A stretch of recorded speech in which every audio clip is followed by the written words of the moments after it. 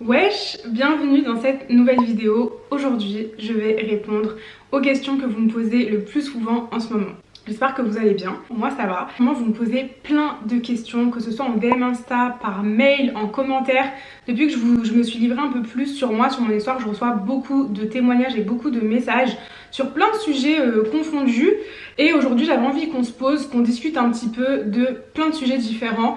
Donc j'ai regroupé les questions que vous me posez le plus dans cette vidéo. On discute et à la fin de cette vidéo j'ai envie que vous repartiez avec le sourire et qu'on ait passé un bon moment. Voilà le but de cette FAQ, je vais l'appeler la FAQ en toute intimité parce que c'est vraiment des questions sur moi, personnelles et même très personnelles. Donc voilà, je vais répondre à vos questions. Comment tu te sens aujourd'hui? Cette question elle revient tous les jours en ce moment parce que tout simplement je me suis livrée et que je vous ai raconté un bout de ma vie qui est difficile. Et aujourd'hui je me sens très bien, je me sens très bien, je me sens libérée, je me sens motivée, j'ai l'impression qu'il y a un gros poids qui s'est enlevé de moi et je me sens prête à vraiment vivre ma vie à 100%.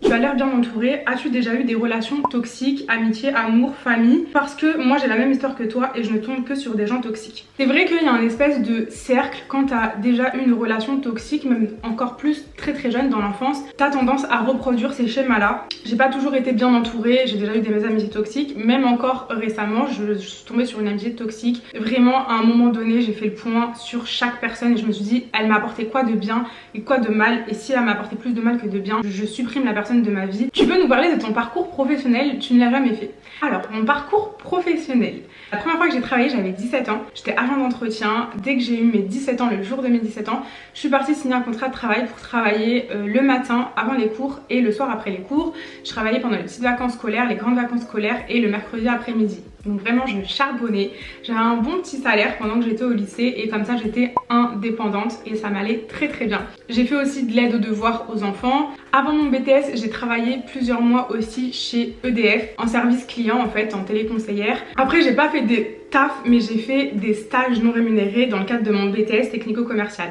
J'ai fait des stages dans des magasins bio où je faisais le marketing et j'ai fait un stage dans un magasin de café et de thé où je faisais la communication et le marketing, le développement publicitaire, etc.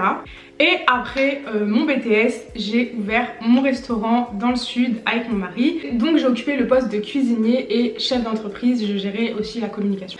J'ai fait des travaux, enfin bref, les employés, bref, chef d'entreprise dans la restauration. D'ailleurs la prochaine question elle est en lien, est-ce que maintenant tu es créatrice de contenu à plein temps? Oui, maintenant que j'ai plus mon restaurant, je vais me consacrer uniquement à YouTube et mon projet c'est vraiment de devenir une vraie youtubeuse, de créer plein de contenus, de faire plein de vidéos différentes, d'apporter quelque chose de nouveau autour de mon message, de ce que je transmets, de moi, vraiment aider les femmes à se sentir bien dans leur corps, faire plein de vidéos différentes, j'ai plein d'idées en tête et là je compte bien m'y mettre à 100%. Prochaine question. Est-ce que tu te vois vivre à l'étranger? Alors franchement non, parce que la France c'est mon pays quoi, genre je me vois pas habiter ailleurs, j'aime trop la France en vrai. Je sais pas, j'aime trop, c'est là où j'ai grandi, je connais pas d'autre chose, je me vois pas. Mais c'est vrai que en fait quand il y a des climats pesants, comme en ce moment avec toutes les lois contre le voile, c'est des choses qui nous font nous dire en tant que musulmans, on n'est pas à notre place ici en France. C'est vraiment très pesant et si un jour je quitte la France, ce serait uniquement pour ces raisons-là. Tu te sens plus algérienne ou française? Ça c'est une question qu'on me pose souvent et c'est les Algériens qui me posent cette question. En fait je me sens un peu les deux, je vais vous raconter une story time sur moi. J'ai obtenu mes papiers par droit du sol. En fait mes parents n'avaient pas encore la nationalité française. Quand moi j'étais petite, à l'âge de 13 ans, pour obtenir mes papiers par droit du sol, j'ai dû passer un entretien où on m'a posé des questions sur la France pour voir si j'étais apte à devenir française. C'était la première fois que j'avais une expérience comme ça et je me disais, en fait je me suis dit je ne suis pas française en fait. Et là d'un seul coup il fallait que je mérite ma nationalité. Donc voilà comment j'ai obtenu mes papiers. Même si on est né en France et qu'on a grandi en France, avec notre tête, avec notre prénom, avec notre double culture, il y a quand même une différence. Mais le truc c'est que quand je suis en Algérie, je suis l'immigrée. Donc en fait je pense que nous les enfants d'immigrés, en fait on est un peu des deux. On a vraiment les deux cultures, c'est difficile de se situer. Je pense qu'on est juste resté dans la mer Méditerranée. Voilà. Quel est ton rapport à l'argent? Je vais être honnête, vraiment dans cette vidéo, c'est la FAQ de l'intimité et de la sincérité. J'ai peur de devenir pauvre, j'ai peur d'être pauvre. Et cette peur-là me vient de quand j'étais petite. Quand j'étais petite, ma mère, pendant une petite période, elle allait chercher à manger, je crois que c'était les Restos du Cœur. Voilà, c'est une période un peu compliquée. Et en fait c'était dans le quartier, et dans le quartier beaucoup de mamans y allaient, donc je voyais pas en fait que c'était quelque chose de différent. En fait le resto du cœur il était dans le quartier juste à côté de chez moi, et il y avait un parc où tous les enfants jouaient, donc ma mère allait chercher, passer dans le parc et tout. Et un jour j'étais chez une copine et elle m'invite à manger et elle me blinde l'assiette, elle me blinde l'assiette, et je lui dis mais pourquoi tu m'en donnes autant? Et là elle me dit bah parce que ta mère elle va chercher à manger gratuitement, du coup on s'est dit que peut-être t'avais pas à manger chez toi. Ça partait d'un bon sentiment, mais ce jour-là, ça m'a traumatisée. Ça m'a traumatisée, vraiment, genre ça m'a marqué. En fait, j'ai grandi avec ce truc de je veux pas avoir un frigo vide, j'ai tout le temps besoin d'avoir un minimum d'argent de côté. Au cas où il se passe quelque chose, j'épargne et je fais attention à comment je dépense mon argent. Vraiment, il faut toujours que j'ai une épargne de côté au cas où. Je considère qu'avant de m'acheter par exemple une belle voiture ou plein de sacs de luxe, il faut d'abord que je m'achète un appartement, ensuite une belle voiture, ensuite si, ça, tu vois, c'est pas dans le désordre. C'est un petit peu comme ça que je pense avec l'argent. Voilà. Petite parenthèse, on n'était pas pauvres, on n'était juste pas dans la classe moyenne, on était en dessous de la classe moyenne, et j'ai jamais manqué de rien avec mes frères et soeurs, on n'a jamais manqué de rien, mais il y a des périodes un petit peu plus difficiles, et mes parents ils se sont vraiment donnés pour sortir de la classe, en dessous de la classe moyenne et passer dans la classe moyenne, acheter un bien immobilier. Vraiment je suis très fière d'eux, je les aime de tout mon cœur. Ils ont assuré avec nous, avec mes frères et soeurs, on n'a jamais manqué de rien, mais c'est vrai qu'il y a des moments c'est un petit peu la haisse quoi, voilà. As-tu déjà créé du lien avec une abonnée? Oui, plusieurs fois, vraiment plusieurs fois j'ai créé du lien, on s'est rencontrés et tout. Il y a 2 fois qui m'ont vraiment marqué. Une première fois c'était une fille qui m'envoie un message sur Instagram et qui me dit qu'elle est vraiment malheureuse, qu'elle est obèse et qu'elle attend de mourir dans son lit en regardant mes vidéos parce que bah elle était vraiment très malheureuse. Du coup je lui ai demandé de m'appeler sur Snap et on a discuté. Elle avait 16 ans et je lui ai donné plein de conseils. Je lui ai dit de se diriger vers la garantie jeune.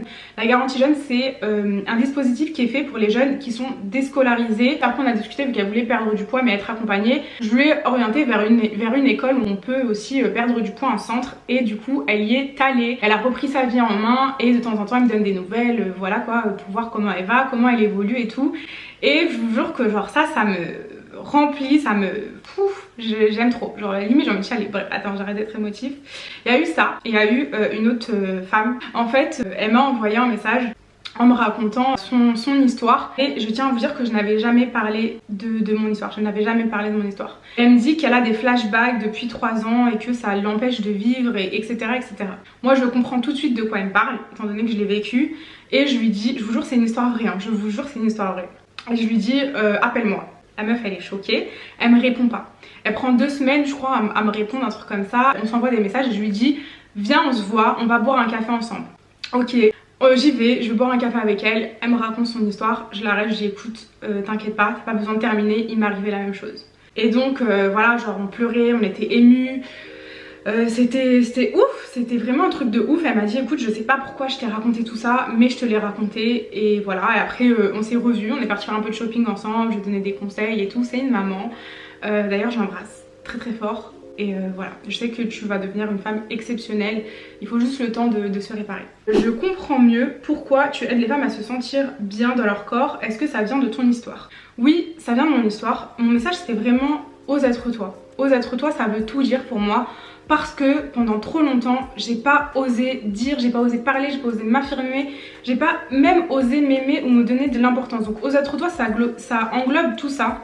Depuis le début sur ma chaîne je fais des vidéos où je parle de ma relation au corps, de l'hyperphagie, de ma relation avec la nourriture, mais j'ai jamais dit les causes, j'ai parlé des conséquences, et je sais que beaucoup de femmes se sont reconnues dans ce que je dis, et tous les jours je le vois à travers les messages que je reçois, parce que je me suis détestée à cause de ce qu'on m'avait fait, que un jour j'ai eu le déclic de me dire ok je dois m'aimer, et vraiment aider autour de moi, transmettre ça, et bah ça m'aide moi aussi, ça m'aide d'abord moi. Moi j'ai envie de vous dire surtout arrêtez de vous détester, arrêtez, parce que vous gâchez du temps, vous gâchez votre vie. Et croyez-moi, de mon expérience, ce que j'ai vu c'est que quand on a une relation conflictuelle avec son corps, la nourriture, les autres, c'est que très souvent ça cache quelque chose derrière, ça cache quelque chose, une blessure qu'on a vécue très souvent dans l'enfance, dans la petite enfance ou à un moment T dans sa vie.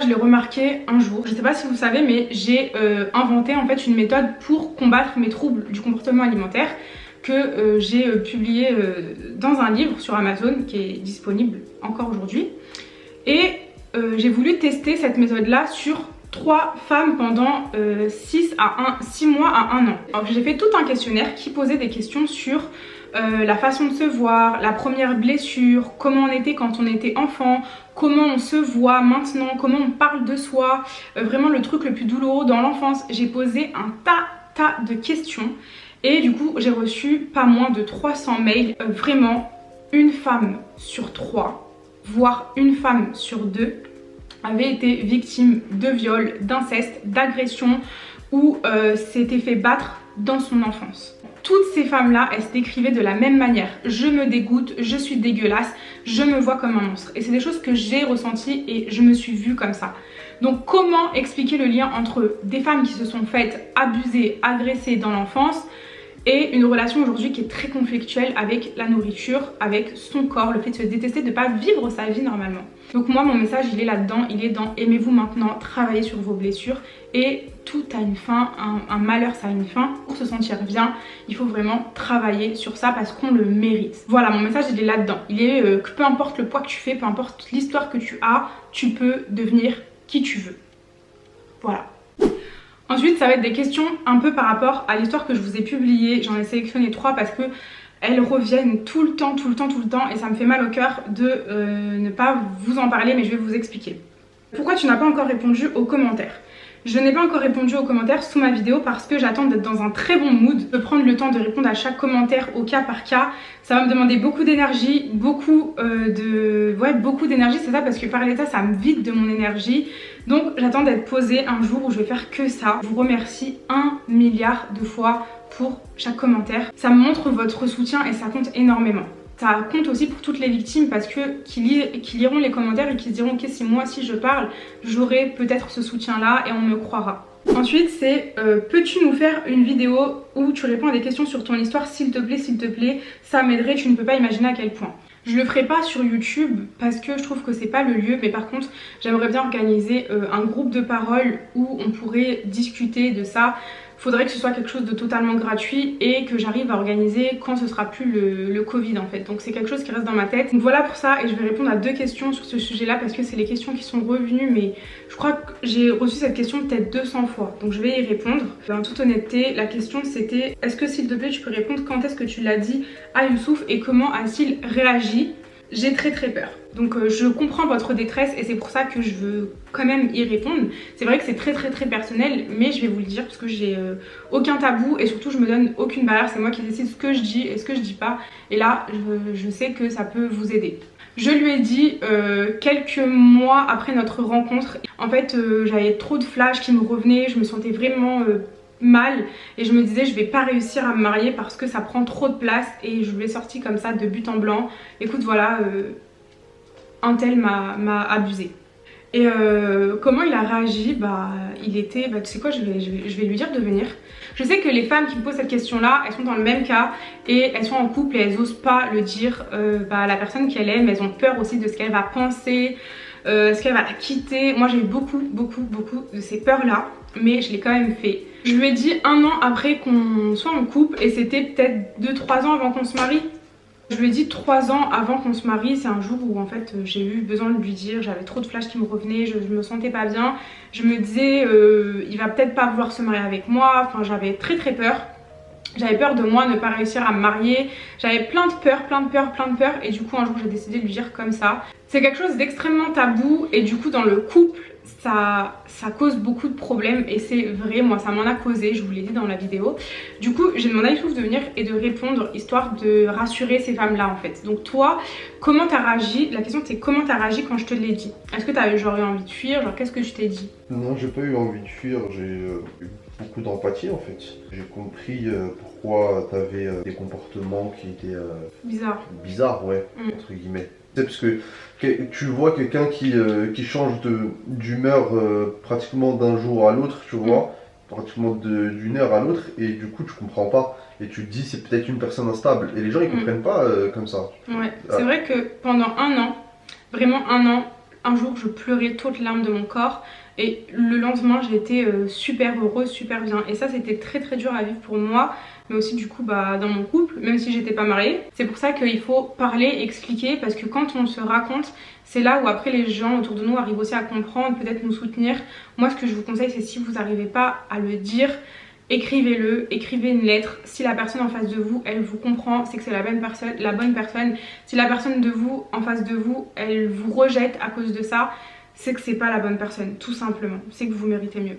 Pour moi, c'est ça. Ouais, c'est ça, c'est ce que j'allais dire. J'allais dire si la personne elle t'aime et que c'est la bonne personne, normalement elle comprend, tu vois. Oui, bah oui. Et elle fait, ouais, je soutiens, ça c'est primordial déjà. Ouais, voilà. Le conseil que j'ai à vous donner, je voulais quand même répondre à cette question comme je vous ai dit parce qu'elle revient tellement souvent et du coup je m'en voulais de ne pas y répondre.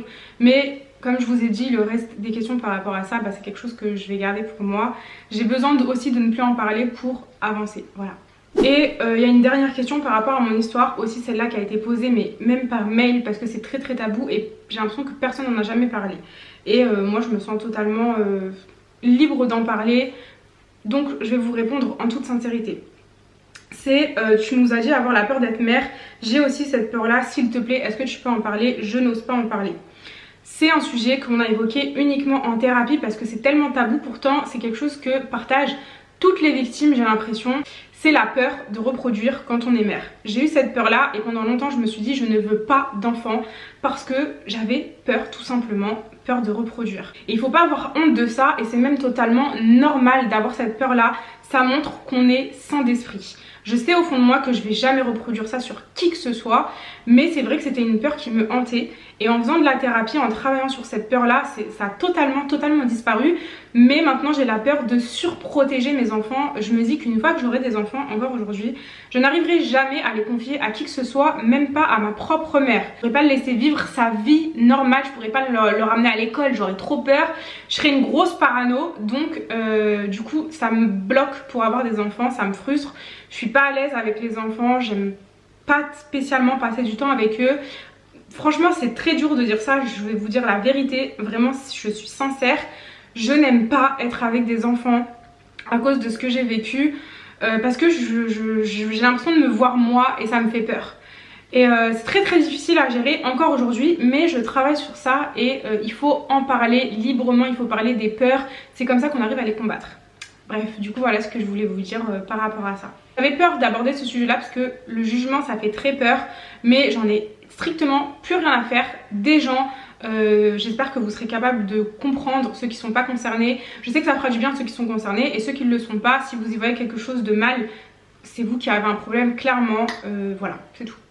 Il y avait une question, attends parce qu'après il y a des questions avec toi donc reste là. Ah ouais. Est-ce que tu veux toujours perdre du poids? Alors ouais, il faudrait quand même que je me bouge pour perdre 10 kilos, pour me sentir vraiment plus en forme parce qu'avec 10 kilos de moins j'étais vraiment en forme. Cette année j'ai pris 10 kilos. Faire 5 kilos, j'ai pas mes règles pendant 2 mois, je gonfle comme un ballon, j'en reprends 4, j'en reprends 5, je les repère. Bref, depuis 1 an c'est ça, c'est une vraie galère. Mais je vais y arriver petit à petit. Après c'est vrai que ces derniers mois, ce que j'ai vécu ça m'a pris énormément d'énergie et j'avais pas forcément envie de faire attention à ce que je mangeais. Des fois je voulais manger du sucre, voilà, je voulais pas calculer. Donc j'ai fait ma vie et finalement c'est pas très grave, je me sens quand même bien dans mon corps. Je vais y arriver tranquillement sans prendre la tête. Ensuite il y avait une question par rapport à toi et moi Youssouf, c'était celle du travail.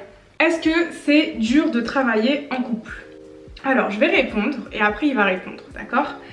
Pour moi c'était quand même une expérience qui était très difficile. J'étais en cuisine, donc j'étais cuisinier dans un fast food et je peux vous dire que c'est vraiment très physique. Et après il y avait tout le reste. En fait quand t'as un commerce tu t'arrêtes jamais de travailler, tu ramènes le travail chez toi et les problèmes du travail chez toi. Donc c'est ça qui est très compliqué. Et toi du coup qu'en penses-tu? Moi j'ai bien aimé parce qu'on rigolait ensemble, tu vois, on était ensemble aussi. Tu vois, c'est pas comme si tu partais au travail et tu reviens 8 heures plus tard sans avoir vu la personne. Et moi j'aime bien, tu vois, j'aime bien passer du temps avec toi. Du coup, toute la journée avec toi, toute la soirée, tu vois. C'était marrant, c'était bien, ouais. J'aime bien, moi j'ai bien aimé. On a bien aimé et il y a des trucs qu'on a moins bien aimé bien sûr. Moi en toute honnêteté, ma vision du travail et la vision du travail de Youssouf, c'est il n'y a pas d'heure en fait. Il n'y a pas d'heure, c'est vraiment en fonction de nous. J'aime pas le cadre dans lequel on nous met en fait des petits. Des petits on nous apprend à aller 8 heures à l'école, ensuite avoir un week-end et des vacances et du coup plus tard le travail aussi il va nous mettre dans une case et moi j'ai pas envie d'être dans cette case, j'ai envie de travailler pour moi, peu importe le taf que je fais, j'ai envie d'être libre dans ça, même si je dois travailler 20 heures dans la journée, si c'est moi qui gère ça me dérange pas. Et du coup avec le restaurant c'était ça, le meilleur des trucs, même si on faisait des journées interminables et qu'on s'arrêtait jamais de travailler, et ben si on voulait se barrer un mois, et ben on se barrait un mois et on demandait à personne. Ah, il y a une question qui m'a été posée, je vais te la poser, voir ce que tu vas répondre. Tu te vois vivre à l'étranger? Pour voir ce que tu vas répondre, parce que moi j'ai répondu. En fait, oui et non. Ouais, est-ce qu'on veut toi aussi? Bah c'est oui ou non, c'est pas oui et non. La vie c'est pas comme ça, c'est pas blanc ou noir. Hein. La France, il y a toute notre famille, tu vois, et c'est notre repère, on connaît, tu vois, on sait moi ce j'ai que dit c'est. un truc comme ça à peu près. Tu vois, et l'étranger c'est bien parce que c'est une autre mentalité. Et ici il y a une certaine mentalité qui est assez déplorante, je sais pas si je peux répondre. J'ai dit la même chose, même chose, mais j'ai pas formulé aussi comment on dit? Politique, non pas politiquement, quelqu'un qui est merde, diplomate. Ouais, j'ai pas été aussi diplomate. Non, parce que c'est ça en fait, ouais, j'ai dit exactement la même chose, je suis choquée. Oui. Franchement, faut qu'on se le dise. En réalité, on est français, mais on n'est pas 100% français. Ouais, mais je suis choquée, vas-y, check. En fait, parce qu'on est vraiment pareil, toi et moi. Mais vraiment, tu vois, en fait, c'est parce que franchement, on va pas se voiler la face, tu vois. Bah, on peut pas, de toute façon. On peut pas se voiler la face, on n'a pas le droit. On oublie la religion. Et on parle de culture. De la culture, ouais. De la culture. Culture française, parce que moi je me sens moitié-moitié. Hein. Tu peux manger un doigt et le lendemain une raclette, donc culturellement, j'ai tout fait. On parlait de religion, on est moitié-moitié. Écoutez, voilà, j'ai répondu à plein de questions. C'est la deuxième fois que je filme cette vidéo, parce que la première fois j'ai pas aimé le rendu. Bref, je sais pas pourquoi je raconte ma vie. J'espère que la vidéo vous a plu, que ça va vous donner un petit peu de motivation, de bonne énergie, parce que c'est dans cet état d'esprit que je suis. Voilà, je vous laisse, je vous dis abonnez-vous, likez la vidéo, dites-moi ce que vous en avez pensé en commentaire, laissez-moi un petit commentaire et bisous.